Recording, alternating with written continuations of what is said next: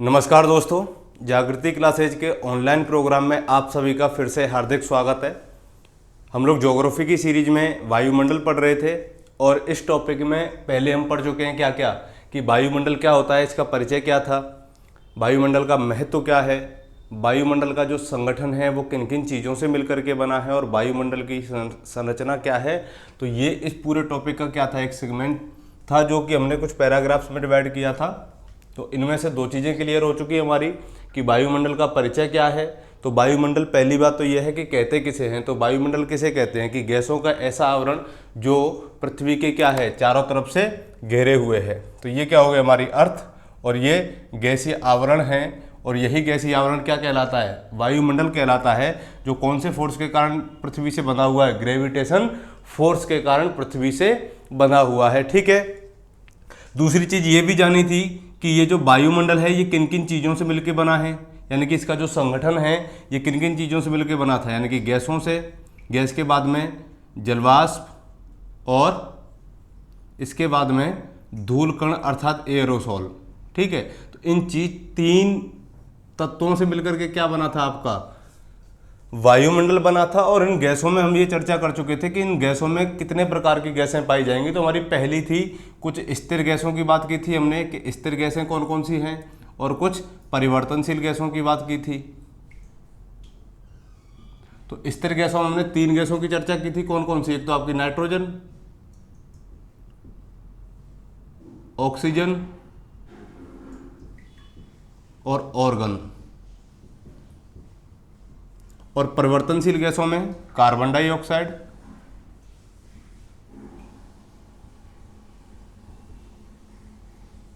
Hydrogen, helium, neon, xenon, krypton और ozone. तो ये किस प्रकार की गैसें थी, परिवर्तनशील गैसें थी। तो ये संगठन हम इसके बारे में बहुत विस्तार से पिछले वीडियो में चर्चा कर चुके हैं। जो विद्यार्थी नहीं देख पाए हैं उस पुराने लेक्चर को, तो सबसे पहले इस लेक्चर को देखने से पहले आप पुराने पहले पार्ट को देखिए वायुमंडल के, क्योंकि अगर जब तक आप वो वाला पार्ट क्लियर नहीं करोगे तब तक ये वाला वीडियो समझ में नहीं आएगा। तो आज हम बात करेंगे वायुमंडल के संरचना की, कि वायुमंडल की जो संरचना है इसको कितने भागों में डिवाइड किया गया है, यानी कि कौन कौन सी परतें हैं जो वायुमंडल में विद्यमान है और उन परतों में अपनी क्या क्या विशेषताएं हैं उनके बारे में चर्चा करते हैं। चलिए,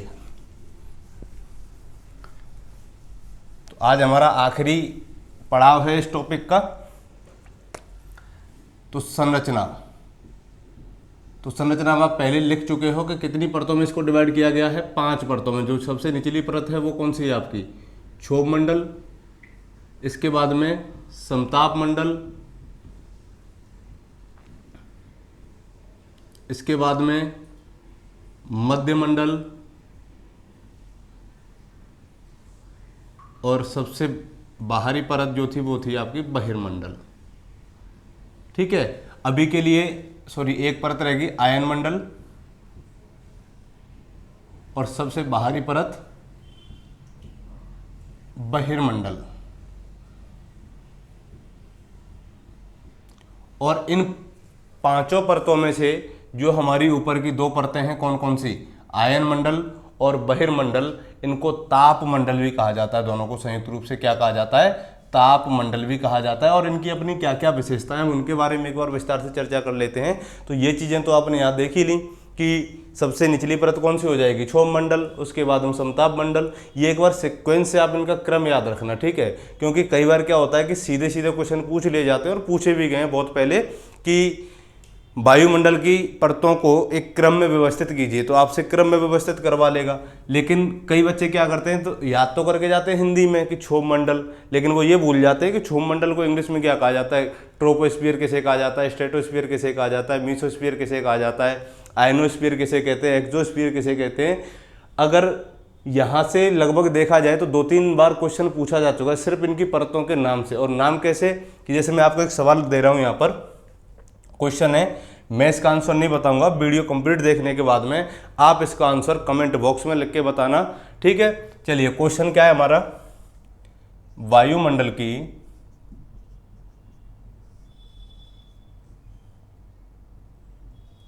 परतों को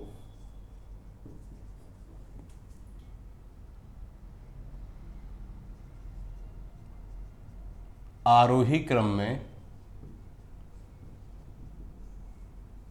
व्यवस्थित कीजिए। ठीक है, ये रहा हमारा क्वेश्चन और इसके ऑप्शन हैं, सबसे पहले ट्रोपोस्फियर,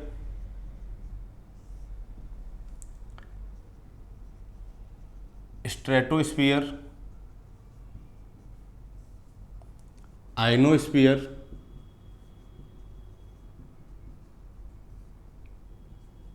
एक्सोस्फियर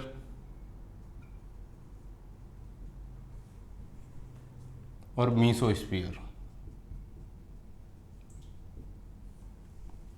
ऑप्शन बी है हमारा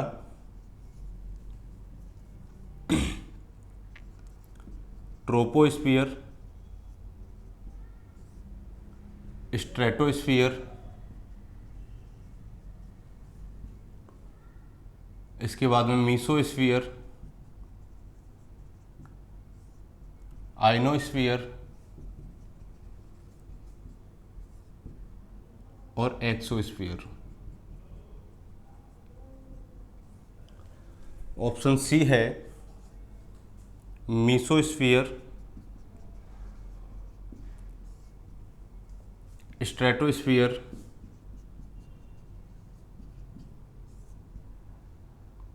ट्रोपोस्फियर, आयनोस्फियर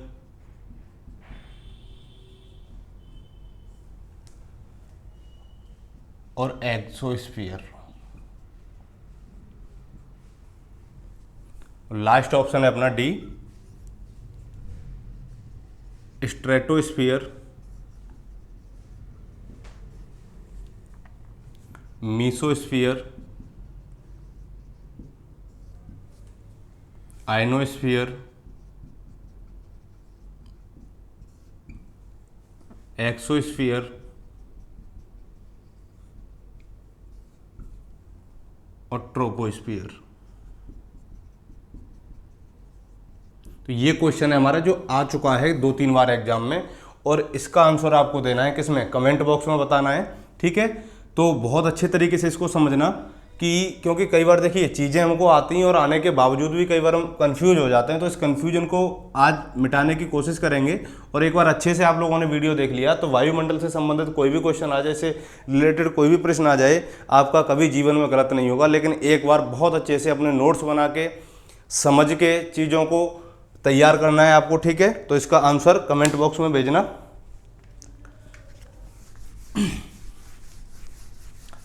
चलिए बात कर लेते हैं अब इन परतों के बारे में विस्तार से कि वायुमंडल की जो संरचना है वो किस तरीके से विभाजित है।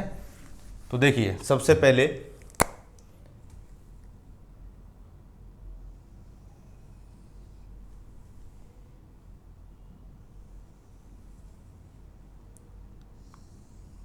ये हो गया हमारे पृथ्वी का धरातल, ठीक है। और ये हो गया आपका 0 डिग्री या 9 ध्रुव हो गए हमारे 90 डिग्री, और ये 0 डिग्री हो गया। इसके बाद में जो सबसे निचली परत है हमारी वो इस तरीके से विभाजित है, जिसका नाम क्या है, क्षोभ मंडल। क्या नाम है, क्षोभ मंडल। और इसको क्या बोला जाता है, ट्रोपोस्फियर बोला जाता है। दूसरी परत है हमारी समताप मंडल।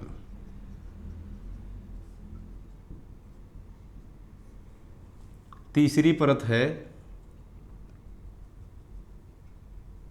मध्य मंडल। समताप मंडल को बोला जाता है स्ट्रेटोस्फियर।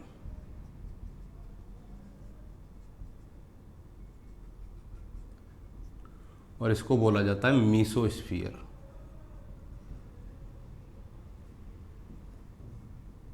ठीक है। इसके बाद में जो हमारी अगली परत है वो है आयन मंडल, और इसको बोला जाता है आयनोस्फीयर।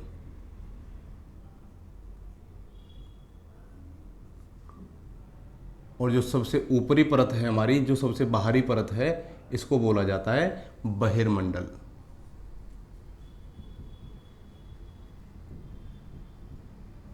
जिसे एक्सोस्फीयर भी बोलते हैं। ठीक है, तो ये तो हो गई क्या हमारी परत है। लेकिन अब एक एक करके इसमें हर पॉइंट को समझना, और यहाँ से जो क्वेश्चन बनते हैं वो सबसे ज़्यादा बनने की संभावना रहती है। तो समताप मंडल को क्षोभ मंडल से जो परत अलग करती है या जो क्षेत्र अलग करता है, ये वाला जो रीजन है, ये जो सीमा है, इसको किस नाम से जाना जाता है? तो देखिए, समताप मंडल को क्षोभ मंडल से जो क्षेत्र अलग कर रहा है, इसको बोला जाता है क्षोभ सीमा। क्या बोला जाता है? क्षोभ सीमा। तो कौन सी हो जाएगी हमारी क्षोभ सीमा? ये हो जाएगी। दूसरा, समताप मंडल को मध्य मंडल से अलग करने वाली जो सीमा है वो कौन सी है? वो है आपकी समताप सीमा। कौन सी हो जाएगी? समताप सीमा। तीसरी, मध्य मंडल को आयन मंडल से अलग करने वाली, तो ये हो जाएगी आपकी मध्य सीमा, और ये हो जाएगी आपकी आयन सीमा। ठीक है, तो इस प्रकार से ये इनको विभाजित करने वाली क्या हो गई? कुछ क्षेत्र हो गए, और उनको क्या क्या नाम दे दिया गया? कुछ सीमाएं नाम दे दी गई।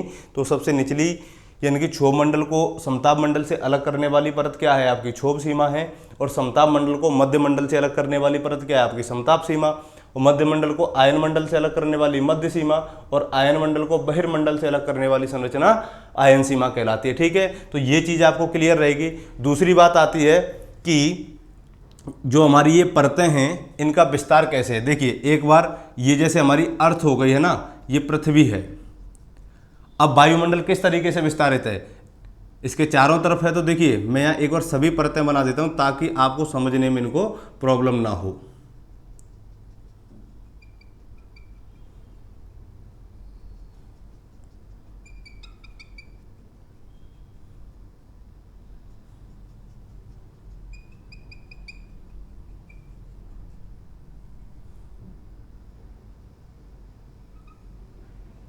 दिख रहा होगा आप लोगों को बहुत अच्छे से।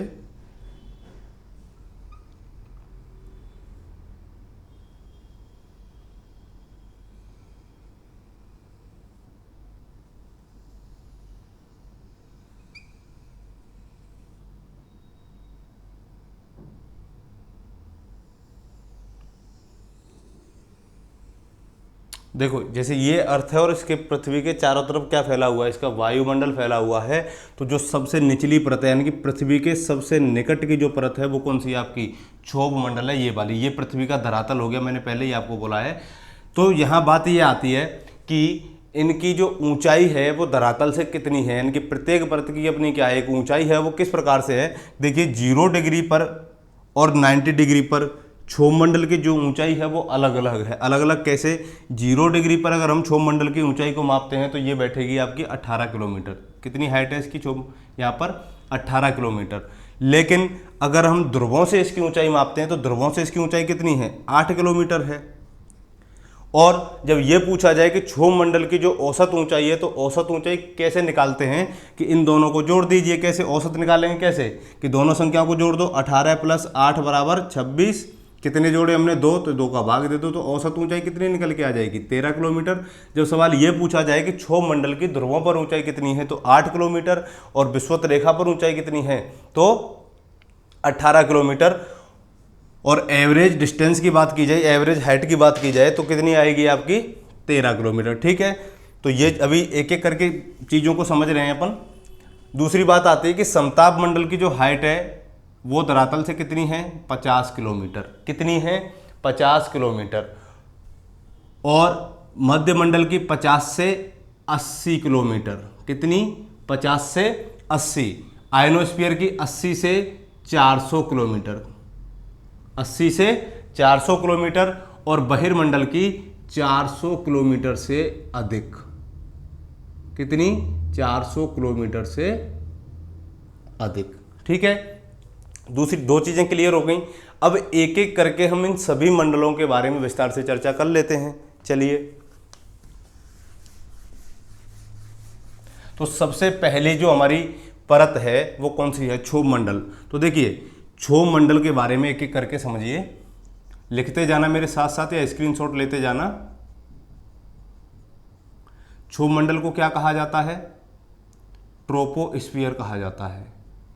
क्या कहा जा रहा है? ट्रोपोस्फीयर। इसके अन्य नाम और हैं। अन्य नाम क्या क्या हैं? जैसे इसको संवहन मंडल भी कहते हैं। क्या कहा जाता है? संवहन मंडल। और क्या नाम हो सकते हैं इसके? इसको परिवर्तन मंडल भी कहते हैं।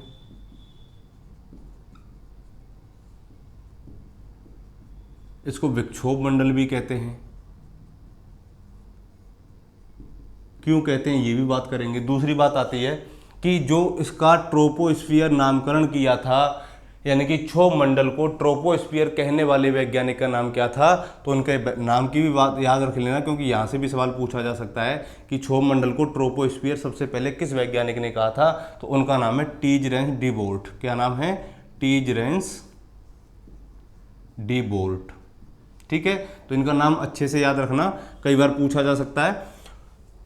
टीजरेंस डी बोल्ट ने क्या किया था? क्षोभ मंडल को ट्रोपोस्फीयर कहा था और समताप मंडल को स्ट्रेटोस्फीयर कहा था। तो इन दोनों के बारे में जो चर्चा की थी इन्होंने, वो किसने की थी? टीजरेंस डी बोल्ट ने की थी। अब देखो, अभी मैंने पहली बार चर्चा की थी कि जो इसकी हाइट है वो कितनी है, यानी कि अगर ये पूछा जाए आपसे कि क्षोभ मंडल की ध्रुवों पर ऊंचाई कितनी है, तो ध्रुवों पर अगर इसकी ऊंचाई की बात की जाती है तो कितनी आ जाएगी आपकी? 8 किलोमीटर। लेकिन अगर ये पूछा जाए कि विषुवत रेखा पर इसकी ऊंचाई कितनी है, तो विषुवत रेखा पर कितनी हो जाएगी? 18 किलोमीटर। और जब औसत ऊंचाई की बात की जाए कि औसत ऊंचाई इसकी कितनी है, तब क्या कहोगे? 13 किलोमीटर। कितनी आ जाएगी? 13 किलोमीटर। दूसरी चीज यहाँ ये समझनी, अगली विशेषता इसकी हो जाएगी कि जैसे जैसे हम क्षोभ मंडल में नीचे से यानी कि धरातल से ऊपर की ओर अंतरिक्ष में जब जाते हैं, तब क्या होता है? यहाँ हाइट बढ़ने के साथ साथ, अर्थात जैसे जैसे यहाँ क्या होगा? ऊंचाई बढ़ेगी, यहाँ से हम ऊपर की ओर जाएंगे तो हाइट बढ़ेगी, तो यहाँ टेम्परेचर में क्या आने लगती है? कमी आने लगती है। और वो कमी क्यों आती है उसकी भी हम चर्चा कर लेते हैं। तो देखिए, यहाँ हाइट बढ़ने के साथ साथ क्या होगा? टेम्परेचर कम होगा।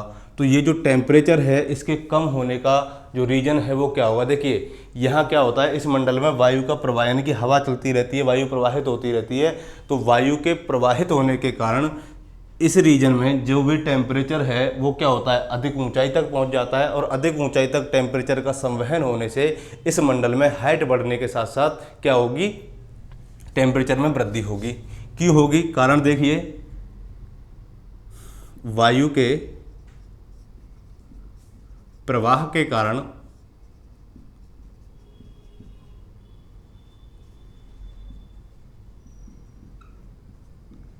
तापमान का अधिक ऊंचाई तक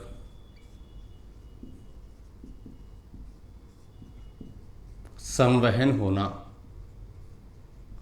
जिसके कारण क्या होती है? यहाँ पर हाइट बढ़ने के साथ साथ टेम्परेचर में वृद्धि होती है। दूसरी बात आती है कि यहाँ जो ऊंचाई बढ़ रही है तो टेम्परेचर कितनी ऊंचाई पर टेम्परेचर में कितनी वृद्धि होगी? तो देखिए, यहाँ एक सीधा सा पॉइंट आप याद रखना, या तो ये कह लीजिए कि 1000 मीटर की ऊंचाई पर, या ये कह लीजिए कि 1 किलोमीटर अगर हम ऊपर जाएंगे तो टेम्परेचर में कितनी वृद्धि होगी? 6.5 डिग्री सेल्सियस की वृद्धि होगी।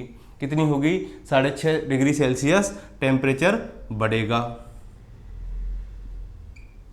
या हम ये भी कह सकते हैं कि अगर हम प्रति 165 मीटर की ऊंचाई पर जा रहे हैं, हाइट बढ़ रही है, तो टेम्परेचर कितना बढ़ेगा?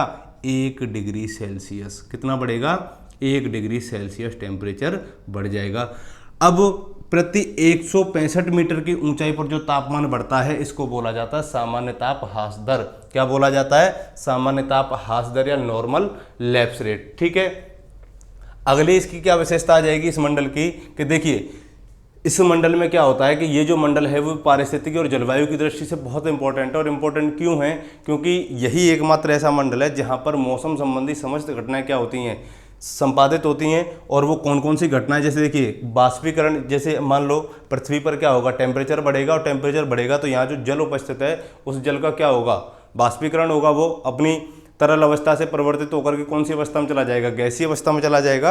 और जब गैसीय अवस्था में जाएगा तो वो भाप बन के ऊपर उठेगा, और ऊपर उठेगा तो वो कौन से मंडल में जाकर के संघनित होगा, क्षोभ मंडल में जाकर के संघनित हो जाएगा। तो देखिए यहाँ बाष्पीकरण के साथ साथ संघनन होगा, संघनन के साथ साथ ओस, पाला, कोहरा, बरसण, बादल, हिमवर्षा, ओलावृष्टि, जल वर्षा, बादलों की गरज, जितनी भी क्रियाविधि मौसम से संबंधित होती हैं वो सब किस मंडल में संपादित हो जाती हैं, आपकी ट्रोपोस्फीयर में संपादित हो जाती हैं। ठीक है, तो यहाँ एक बार लिख सकते हैं, मैं ऊपर से मिटा रहा हूँ इसको थोड़ा सा, ये नाम आपने लिख लिए होंगे और इनको साथ साथ ही नोट करते जाना।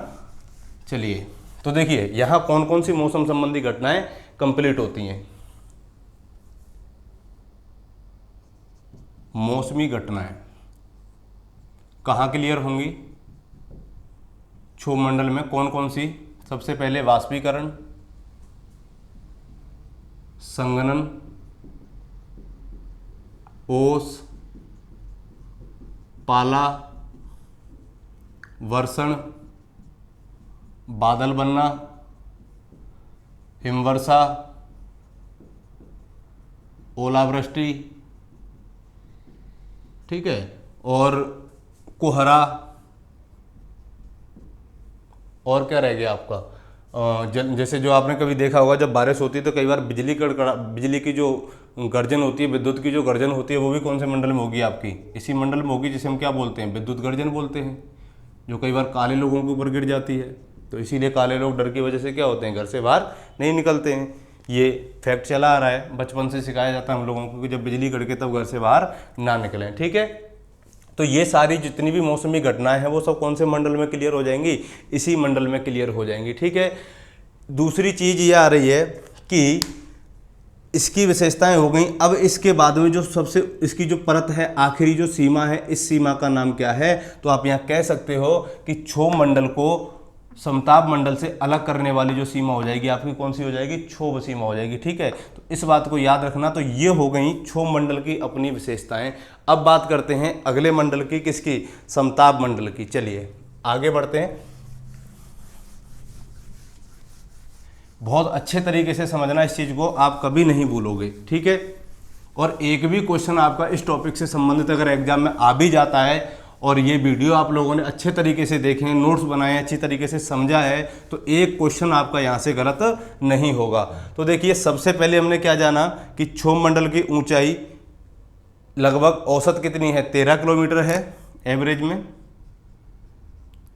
तो अगला जो मंडल आ रहा है वो कौन सा आ गया आपका, समताप मंडल। तो समताप मंडल का जो विस्तार है ये कितना है, तो आपने देखा इसका विस्तार विषुवत रेखा पर 18 किलोमीटर से 50 किलोमीटर तक, और ध्रुवों पर 8 किलोमीटर से 50 किलोमीटर तक। तो इसका विस्तार कितने किलोमीटर तक हो जाएगा, 50 किलोमीटर तक। समताप मंडल को क्षोभ मंडल से कौन सी सीमा अलग कर रही है, क्षोभ सीमा अलग कर रही है। ठीक है, अभी यहाँ हमने ये देखा था कि इस मंडल में ऊंचाई बढ़ रही है, और ऊंचाई बढ़ने के साथ टेम्परेचर क्या हो रहा है, कम हो रहा है। कितना कम हो रहा था, 165 मीटर की ऊंचाई पर 1 डिग्री सेल्सियस कम हो रहा था। लेकिन इसके विपरीत इस मंडल में ऊंचाई बढ़ने के साथ साथ क्या होती है, तापमान में वृद्धि होती है। ये बात आपको याद रखनी है। यहाँ तापमान में वृद्धि होगी, इसका रीजन क्या है, तो देखिए इस मंडल में एक परत पाई जाती है जिसे हम ओजोन परत कहते हैं। कौन सी परत पाई जाएगी, ओजोन परत पाई जाती है। और ये ओजोन परत क्या करती है कि सूर्य से आने वाली पराबैंगनी किरणों को अवशोषित कर लेती है, और पराबैंगनी किरणों को अवशोषित करने के कारण यहाँ का जो तापमान है वो क्या हो जाता है, बढ़ जाता है। ठीक है, तो यहाँ का जो निम्नतम तापमान होता है, इस क्षोभ सीमा का जो निम्नतम तापमान होगा, तो यहाँ पर 0 डिग्री पर क्षोभ सीमा का तापमान हो जाएगा आपका -45 डिग्री सेल्सियस। कितना होगा क्षोभ सीमा पर, -45 डिग्री सेल्सियस। और अगर विषुवत रेखा पर इसका तापमान की बात की जाए तो यहाँ पर इसका टेम्परेचर हो जाएगा -80 डिग्री सेल्सियस। लेकिन समताप सीमा पर इस मंडल का जो टेम्परेचर है, देखिए यहाँ माइनस में टेम्परेचर चला गया। अब यहाँ हाइट बढ़ने के साथ क्या हो रही है, टेम्परेचर में वृद्धि हो रही है। तो वृद्धि कितनी होगी, तो यहाँ का जो टेम्परेचर है वो हो जाएगा 0 डिग्री सेल्सियस। कितना हो जाएगा, 0 डिग्री सेल्सियस। ठीक है, इसका मतलब इसकी अपेक्षा यहाँ क्या हुआ, तापमान में वृद्धि हुई। तो ये जो ओजोन परत है ये सूर्य की किरणों को अवशोषित कर लेती है। तो सूर्य की किरणों को अवशोषित करने के कारण इस मंडल का जो तापमान है वो क्या होता है, बढ़ जाता है। तो जो दूसरा पॉइंट हमारा निकल के आएगा, यहाँ क्या आएगा, यहाँ हाइट बढ़ने के साथ साथ टेम्परेचर में क्या होती है, वृद्धि होती है। और वो वृद्धि क्यों होती है, क्योंकि इस मंडल में ओजोन परत पाई जाती है। और ओजोन परत का कार्य दोस्तों आपको पता होगा क्या है, यह पराबैंगनी किरणों का क्या करती है, अवशोषण कर लेती है।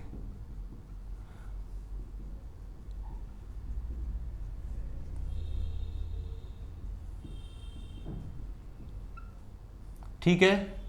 दूसरी बात आती है कि ये जो ओजोन परत है ये समताप मंडल में कितनी ऊंचाई तक पाई जाती है। तो दोस्तों ये जो ओजोन परत है ये समताप मंडल में 15 से 35 किलोमीटर की ऊंचाई तक पाई जाती है। कितने, 15 से 35 किलोमीटर की ऊंचाई तक। या ये कह सकते हैं कि जो ओजोन परत है ये समताप मंडल की निचली परत में स्थापित है। ठीक है, या निचली परत में उपस्थित है। दूसरी बात ये आ रही है कि अब वर्तमान में क्या हो रहा है कि कई बार मानवीय हस्तक्षेप के कारण ओजोन परत में क्या हो रहा है, छेद हो रहा है। और सबसे बड़ा जो होल है इसमें, जो सबसे बड़ा छिद्र है वो कहाँ पर नापा गया है, कहाँ पर देखा गया है, ध्रुवों पर देखा गया है। ठीक है, कहाँ पर, ध्रुवों पर। लेकिन ये जो छिद्र हो रहा है इसमें छिद्र के होने का कारण क्या है, तो देखिए आज का हमारा जो समाज है ये क्या है, आर्थिक समाज के रूप में बहुत ज़्यादा विकसित हो गया, भौतिकवादी लोग हो गए हैं। अपने लाभ के लिए वो क्या करते जा रहे हैं, प्रकृति को अपने हिसाब से यूज कर रहे हैं, छेड़छाड़ कर रहे हैं प्रकृति के साथ में। तो अपने हिसाब से जब वो यूज कर रहे हैं तो देखिए अब यहाँ बहुत बड़ी बड़ी फैक्ट्रियाँ, और उन फैक्ट्रियों में क्या किया जाता है, शीतलक के रूप में फ्रियोन गैस का प्रयोग किया जाता है। तो जो फ्रियोन होती है ये क्या होती है, जब किसी चीज़ को ठंडा करती है तो किस में कन्वर्ट हो जाती है, क्लोरोफ्लोरोकार्बन में कन्वर्ट हो जाती है। और यही क्लोरोफ्लोरोकार्बन की जो वृद्धि हो रही है वायुमंडल में, और इसी वृद्धि के कारण क्या हो रहा है, ओजोन गैस में छेद हो रहा है। और इस ओजोन गैस की छेद को कम करने के लिए अंतर्राष्ट्रीय स्तर पर क्या किए जा रहे हैं, कई प्रयास भी किए जा रहे हैं। और बड़े बड़े जो देश हैं वो क्या करते हैं, सम्मेलन बुलाते हैं। ठीक है, तो कार्बन डाइऑक्साइड और मॉन्ट्रियल, जैसे आपने 2 प्रोटोकॉल्स का नाम सुना होगा कि ओजोन गैस को लेके या CO2 की वृद्धि को लेकर के कौन कौन से अंतर्राष्ट्रीय समझौते किए गए हैं। तो देखिए एक का नाम है क्योटो प्रोटोकॉल,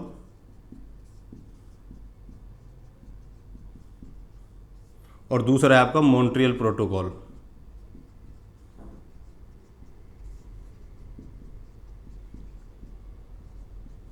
ठीक है, तो आप इनको याद रखना कि ओजोन गैस से संबंधित या इसके छेद को कम करने से संबंधित, या CO2 की बढ़ती हुई मात्रा को कम करने से संबंधित, या क्लोरोफ्लोरोकार्बन की बढ़ती हुई मात्रा को कम करने से संबंधित कौन कौन से सम्मेलन आयोजित किए जाते हैं, कौन कौन से समझौते अंतर्राष्ट्रीय स्तर पर किए गए हैं। तो वो कौन कौन से, पहला तो आपका क्योटो प्रोटोकॉल और दूसरा है मॉन्ट्रियल प्रोटोकॉल। ठीक है, अगली बात आती है कि इस मंडल में क्या होता है कि कोई भी मौसमी घटना संपादित नहीं होती, और कोई भी मौसमी घटना यहाँ संपादित नहीं होगी तो वायुयान यातायात के लिए अपना कौन सा मंडल सुगम माना जाएगा, समताप मंडल सुगम माना जाएगा। ठीक है, तो अगला वायुयान यातायात के लिए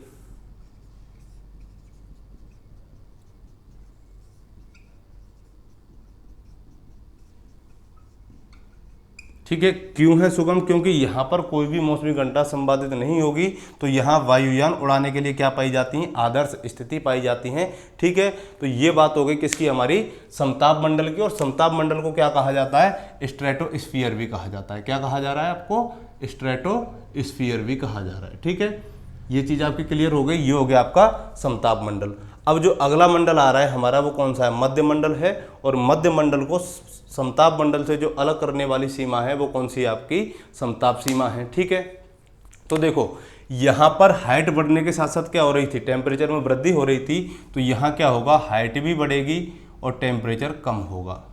ठीक है, यहाँ हाइट बढ़ी टेम्परेचर कम, यहाँ हाइट बढ़ी टेम्परेचर ज़्यादा, फिर हाइट बढ़ेगी टेम्परेचर कम होगा। लेकिन कितना कम हो जाएगा, बात आती है ये, यहाँ -45 डिग्री हुआ था, यहाँ 0 डिग्री हो गया था, तो यहाँ हो जाएगा आपका -100 डिग्री सेल्सियस।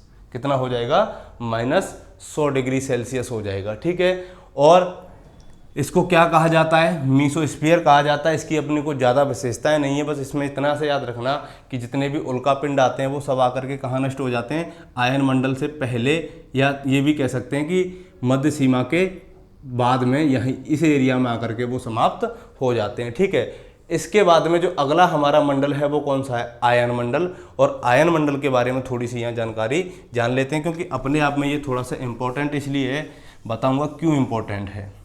अगर आयन मंडल नहीं होता तो आज आप जो मोबाइल फ़ोन्स का, टीवी का, डिश टीवी का इनका प्रयोग कर रहे हैं, ये आज हम बिना आयन मंडल के संपादित या चला ही नहीं पाते।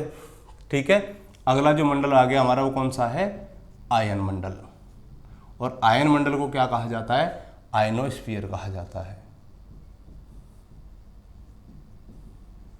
ठीक है, तो देखो आयन मंडल की ऊंचाई कितनी है, 80 से 400 किलोमीटर। और यहाँ हाइट बढ़ने के साथ साथ टेम्परेचर कम हो रहा है, तो यहाँ हाइट बढ़ने के साथ साथ तापमान क्या होगा, बढ़ेगा। देखिए आयन मंडल और बहिर्मंडल ये दो ऐसे मंडल हैं जिनको संयुक्त रूप से कहा जाता है तापमंडल। क्या कहा जाता है, तापमंडल। और इन दोनों ही मंडलों में हाइट बढ़ने के साथ साथ ऊंचाई क्या होती है, टेम्परेचर क्या होता है, बढ़ता जाता है। और इतना बढ़ जाता है कि ये टेम्परेचर 1000 डिग्री सेल्सियस से भी ऊपर निकल जाता है इन दोनों मंडलों में। कितना, 1000 डिग्री सेल्सियस से ऊपर। जैसे ही हम बहिर्मंडल के और ऊपर जाएंगे तो टेम्परेचर में लगभग 5 गुना वृद्धि हो जाएगी और इसका तापमान बढ़ करके 5000 डिग्री सेल्सियस हो जाएगा। और इसमें अधिक तापमान के कारण जब हम बहिर्मंडल को देखते हैं तो ये कैसा प्रतीत होता है, हमें एक निहारिका जैसा दिखाई देता है। कैसा दिखाई देगा, निहारिका जैसा दिखाई देगा। तो देखिए अपना जो आयनोस्फीयर है, जो आयन मंडल है, इसकी अपनी क्या क्या विशेषता है। तो यहाँ पर ऊंचाई बढ़ने के साथ साथ क्या हो रहा है, टेम्परेचर बढ़ रहा है, अधिक हो रहा है। दूसरी विशेषता आएगी कि इस मंडल में कुछ विद्युत आवेशित कण पाए जाते हैं। क्या पाए जाते हैं, विद्युत आवेशित कण पाए जाते हैं।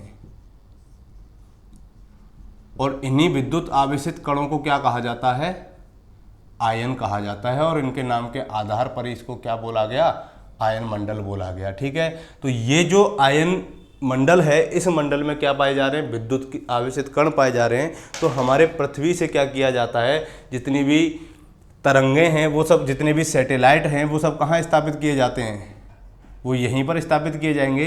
और पृथ्वी से क्या किया जाता है, इन सैटेलाइटों से कुछ तरंगे निकलती हैं, वो तरंगे फिर कौन से मंडल में आकर के टकरा के वापस लौट जाती हैं, अपने आयनोस्फीयर में वापस लौट जाती हैं, जिससे पृथ्वी पर बैठा हुआ मनुष्य मोबाइल फ़ोन के नेटवर्क, टीवी, डिश और एंटीना, पहले एंटीना चलता था। ठीक है, तो जिस समय हम लोग और आप लोग भी क्या थे, बहुत छोटे हुआ करते थे, तो बहुत कम घरों में टीवी हुआ करती थी। तो उन घरों में क्या होता था कि एक भाई तो टीवी में देख रहा है और दूसरा भाई छत पे एंटीना हिला रहा है, और वो एंटीना हिलाते हिलाते बेचारा परेशान हो जाता था पूरे दिन, लेकिन टीवी में फिर भी अच्छे से चैनल नहीं आते थे। उसके बाद क्या हुआ, साइंस ने उन्नति की, प्रगति की, और उसकी साइंस की उन्नति के कारण आज क्या हुआ, बहुत अच्छे तरीके से भारत ने भी सैटेलाइट क्षेत्र में, स्पेस क्षेत्र में क्या की है, उन्नति हासिल की है, बहुत ज़्यादा प्रगति की है, जिसकी वजह से आज हमें टीवी या डिश एंटीना को हिलाना नहीं पड़ता है। ठीक है, तो यहाँ अगर आपसे ये पूछा जाए कि पृथ्वी से परावर्तित की गई रेडियो तरंगें कहाँ से परावर्तित होकर के पृथ्वी पर आ जाती हैं, तो आयनोस्फीयर से। तो पृथ्वी से क्या भेजी जाती हैं, रेडियो तरंगें, और ये तरंगें कहाँ जाती हैं, आयन मंडल में। और आयन मंडल में ये किससे टकराएंगी, विद्युत आवेशित कणों से टकराएंगी, और यहाँ से फिर वापस कहाँ आ जाती हैं, पृथ्वी पर आ जाती हैं। ठीक है, जिससे मोबाइल के नेटवर्क मिलना आसान हो जाता है। तो और जो अगला हमारा मंडल है वो कौन सा है, बहिर्मंडल, जिसे एक्सोस्फीयर कहा जाता है। और ये सबसे बाहरी परत है, और इस परत में जाकर के क्या हो जाती है, वायु बहुत ज़्यादा विरल हो जाती है, और वायु बहुत अधिक विरल होने की वजह से इसका तापमान 1000 डिग्री सेल्सियस से ऊपर चला जाता है। तो ये था आज का हमारा टॉपिक। अगर इसके बावजूद भी आपको कोई प्रॉब्लम या कोई डाउट इस टॉपिक से संबंधित रह जाता है तो आप बेझिझक हमें हमारे कमेंट बॉक्स में या हमारे व्हाट्सएप नंबर पर बता सकते हैं। तब तक के लिए आप मस्त रहें, व्यस्त रहें। थैंक यू, धन्यवाद।